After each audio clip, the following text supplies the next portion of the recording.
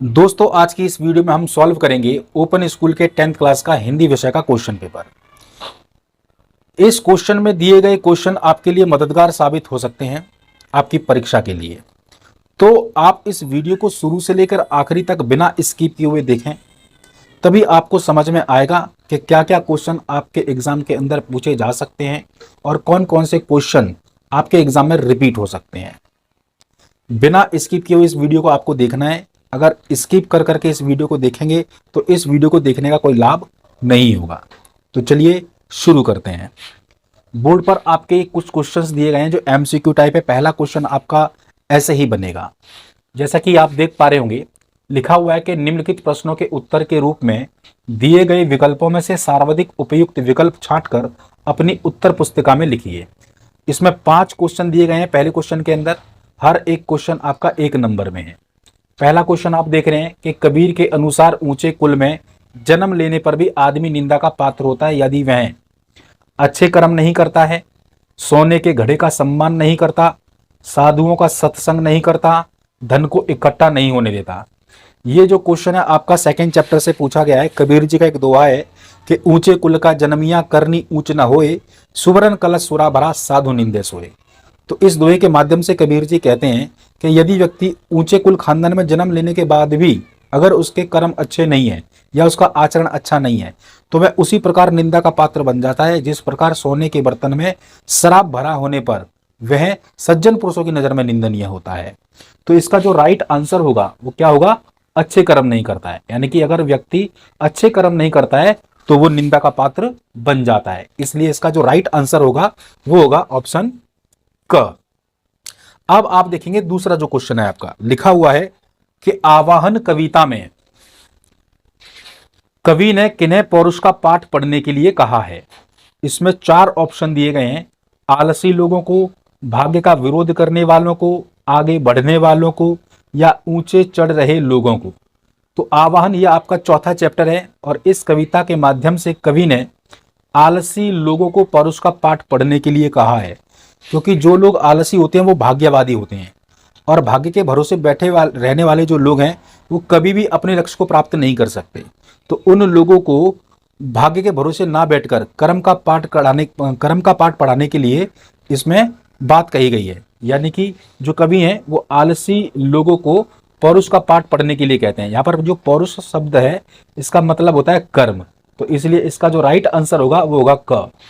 अब यहाँ पर आप देखेंगे तीसरा प्रश्न है कि आजादी कविता में आजादी का क्या अर्थ है। तो आजादी कविता के अंदर 2 किरदार है। एक उस्ताद है यानी कि एक टेलर है, दर्जी, और उसका एक शागिर्द है जो चेला है। तो शुरुआत में तो चेला समझता है कि आजादी का मतलब होता है कि अपनी मन मर्जी से चाहे जो मर्जी करें, यानी कि अपनी इच्छा से हम जो कुछ भी करते हैं वही आजादी है। लेकिन जो दर्जी है वो उसको सिखाता है कि नहीं, अपनी इच्छा से सब कुछ करना ही आजादी नहीं है, बल्कि अब अनिवार्य कर्तव्य को पूरा करना ही असली आजादी है। तो यहाँ पर जो 4 ऑप्शन दिए गए हैं आप देख सकते हैं। लिखा हुआ है कि कुछ भी करने की छूट, अनिवार्य आवश्यकता की पूर्ति, उच्च श्रृंखलता और स्वच्छंदता, कर्म से मुक्ति। तो आजादी कविता में जो आजादी का असली अर्थ है वो किसे बताया गया है? अनिवार्य आवश्यकता की पूर्ति। तो इसलिए इस तीसरे प्रश्न का जो आपका राइट आंसर होगा वो ऑप्शन ख होगा। अब देखेंगे चौथा प्रश्न। लिखा है कि चंद्र गहना से लौटती बेर में हृदय का दान से क्या अभिप्राय है। तो एक चैप्टर है चंद्र गहना से लौटती बेर। तो उसके अंदर बताया गया है कि जो लेखक है जब अपने गांव जाता है तो गांव से जब शहर की तरफ लौटता है तो वह प्राकृतिक दृश्य को देखता है, खेतों को देखता है। तो खेतों में चने का खेत भी देखता है और तिलहन का खेत भी देखता है। पूरी प्रकृति उसको ऐसे नजर आती है कि मानो उसका स्वयंवर हो रहा हो, क्योंकि वहाँ पर बगल में ही सरसों का खेत भी है। तो अब यहाँ पर जो तिलहन होती है वो कहती है कि मतलब कि जो मुझे छू लेगा मैं उसे हृदय का दान दे दूंगी।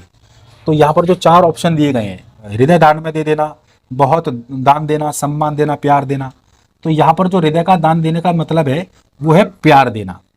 तो इसका जो राइट आंसर होगा वो आपका घ होगा। अब देखिए अगला प्रश्न। लिखा हुआ है कि बीती विभावरी जागरी कविता में रचनाकार हैं। अब जो ये चैप्टर है बीती विभावरी जागरी, इसके रचयिता कौन है? 4 ऑप्शन दिया है आपको, पंत, प्रसाद, निराला और महादेवी। तो आपने पढ़ा होगा कि बीती विभावरी जागरी। नहीं भी पढ़ा है तो कोई दिक्कत नहीं, मैं आपको बता देता हूँ जयशंकर प्रसाद जी इसके रचयिता हैं। तो इस तरीके से हमने इस पहले क्वेश्चन के पांचों सवालों का जवाब यहां पर समझ लिया है, दे लिया है। अब बढ़ेंगे हम अपने अगले प्रश्न की तरफ। यह है हमारा दूसरा प्रश्न। निम्नलिखित प्रश्नों के उत्तर 15 से 20 शब्दों में लिखिए। हर एक क्वेश्चन आपका 1 नंबर में है, 6 क्वेश्चन दिए जाएंगे, 6 नंबर बनेंगे। पहला प्रश्न है, बहुत ज्यादा इंपॉर्टेंट है, एग्जाम में कई बार रिपीट होता है, इस चैप्टर से आता ही आता है, और स्पेशली ये वाला क्वेश्चन तो हमेशा पूछा ही जाता है कि उनको प्रणाम कविता में कवि किन लोगों के प्रति आदर का भाव प्रकट करता है। उत्तर है कि कवि उन लोगों के प्रति आदर भाव प्रकट करता है जिन्होंने ईमानदारी और उत्साह से अपने उद्देश्य को पूरा करने के लिए संघर्ष किया। बहुत सारे लोग हैं जो अपने उद्देश्य को पूरा करने के लिए संघर्ष करते हैं और उसमें कामयाब हो भी जाते हैं, लेकिन बहुत से लोग ऐसे हैं जिन्होंने अपने लक्ष्य को प्राप्त करने के लिए बहुत ही ईमानदारी से कठिन परिश्रम भी किया और संघर्ष भी किया, लेकिन किसी कारणवश वह अपने उद्देश्य को पूरा नहीं कर सके। तो ऐसे ही लोगों के प्रति जो कवि है वो उनको प्रणाम करने की बात कहता है। ठीक है, तो आप ये आंसर भी लिख सकते हैं, यानी कि जिन लोगों ने ईमानदारी और उत्साह से अपने उद्देश्य को पूरा करने के लिए संघर्ष किया, कवि ऐसे लोगों के प्रति अपना आदर भाव प्रकट करता है। दूसरा क्वेश्चन आप देख रहे हैं, बीती विभावरी जागरी कविता में जागरी किसे कहा गया है, कवि उसे क्यों जगाना चाहता है। ये प्रश्न भी बहुत ज्यादा इंपॉर्टेंट है, एग्जाम में कई बार रिपीट हुआ है और इस चैप्टर से क्वेश्चन आता ही आता है। तो अब यहाँ पर जो जागरी शब्द है इसका प्रयोग, यानी कि इसका उपयोग किसके लिए किया है कवि ने। कवि ने जागरी शब्द अपनी प्रेमिका के लिए प्रयोग किया है। कवि उसे जगाना चाहता है क्योंकि रात बीत गई है। अब अपना तीसरा प्रश्न की तरफ आएंगे हम। लिखा हुआ है कि निरंतर अभ्यास से मूर्ख व्यक्ति भी ज्ञानवान बन जाता है, कवि के किस उदाहरण से स्पष्ट होता है। तो वृंद जी का एक दोहा है कि करत करत अभ्यास ते जड़मत होत सुजान, रसरी आवत जात ते सिल पर पड़त निशान। यानी कि जड़मत से सुजान होने के लिए एक उदाहरण पेश किया गया, रस्सी का उदाहरण, कि एक रस्सी की बार बार रगड़ लगने से सिल के ऊपर भी गहरा निशान पड़ सकता है। यानी कि जड़मती से सुजान बनने के लिए एक उदाहरण क्या दिया गया कि रस्सी के बार बार घिसने से सिल पर भी निशान पड़ जाता है। तो यदि एक मूर्ख व्यक्ति बार बार अगर अभ्यास करे तो वह भी विद्वान बन सकता है। अब चौथा प्रश्न आप देखिए, लिखा है कि आवाहन कविता का मूल भाव क्या है। आवाहन कविता हमने पढ़ी थी, जिसके अंदर बताया गया है, कवि बताता है कि जो भारतीय लोग हैं वो भाग्यवादी है, भाग्य के भरोसे बैठे हुए हैं और आलसी हो गए हैं। तो जब वो भाग्य के भरोसे बैठे रहेंगे और आलसी बने रहेंगे तो कभी भी अपने लक्ष्य को प्राप्त नहीं कर सकते। तो यहाँ पर जो कवि हैं वो भारतीयों को मतलब भाग्य के भरोसे ना बैठ करके कर्म का पाठ पढ़ाने की बात कहते हैं। तो यहाँ वही चीज बताई गई है कि इस कविता के जरिए भारतीयों को आलस छोड़कर कर्म करने का उपदेश दिया गया है ताकि वे भाग्य के भरोसे ना बैठे रहें।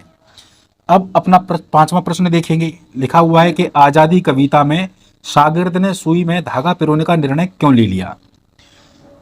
उत्तर है कि कर्म ही आजादी का असली अर्थ होता है, ये जानकर वह सुई में धागा डालने का निर्णय ले लेता है। शुरुआत में तो ऐसा होता है कि जो शागिर्द है, यानी कि जो दर्जी का चेला है, वो यही समझता है कि मतलब अपनी मनमर्जी से कुछ भी करना ही असली आजादी होती है, लेकिन उसे उसका उस्ताद बताता है कि नहीं, अपनी मनमर्जी से कुछ भी करना ही असली आजादी नहीं है, कर्म को करना ही, यानी कि जो अनिवार्य कर्म है उसको करना ही असली आजादी होती है। जब उसका शागिर्द आजादी का असली मतलब समझ जाता है, वो जान जाता है कि कर्म ही असली आजादी है, तो वह सुई में धागा पिरोने का निर्णय ले लेता है। अब देखिए अपना छठा प्रश्न। लिखा है कि चंद्र गहना से लौटती बेर कविता में किस परिवेश का वर्णन हुआ है। तो उत्तर है कि चंद्र गहना से लौटती बेर कविता में ग्रामीण परिवेश का वर्णन हुआ है। तो आपने चंद्र गहना से लौटती बेर कविता पढ़ी होगी, जिसमें कवि जब लौटते समय जब खेत की मेड़ पर बैठ जाता है तो प्राकृतिक दृश्य को निहारता है। एक तरफ चने का खेत होता है, एक तरफ उसी में अलसी का भी खेत होता है, बगल में ही सरसों का भी खेत होता है। कवि को ऐसा महसूस होता है कि मानो प्रकृति का स्वयंवर हो रहा है। वहीं एक दृश्य हमने और भी देखा जहाँ पर पोखर का दृश्य है, जहाँ उसके किनारे पर पड़े हुए बहुत सारे पत्थर है। ऐसा प्रतीत होता है मानो जन्मों से वो प्यासे हैं और वो पानी पीने के लिए वहां पर पड़े हुए हैं और अभी तक उनकी प्यास नहीं बुझी है।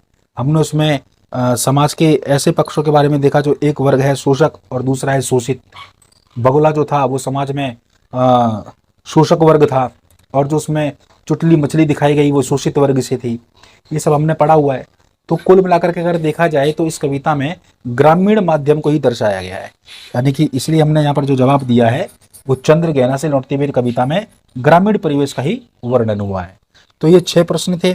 अब ये क्वेश्चन जो है आपके पिछले साल की परीक्षाओं में कई बार रिपीट हुए हैं, तो इस बार भी इनके रिपीट होने के चांसेस हैं, क्योंकि क्वेश्चन तो इन्हीं चैप्टर से ही आएंगे और बनेंगे तो ऐसे ही क्वेश्चन, इससे बाहर तो आएंगे नहीं। तो ये हमारा दूसरा प्रश्न था। पहला प्रश्न हमने पढ़ा 5 नंबर में, दूसरा प्रश्न पढ़ा 6 नंबर में।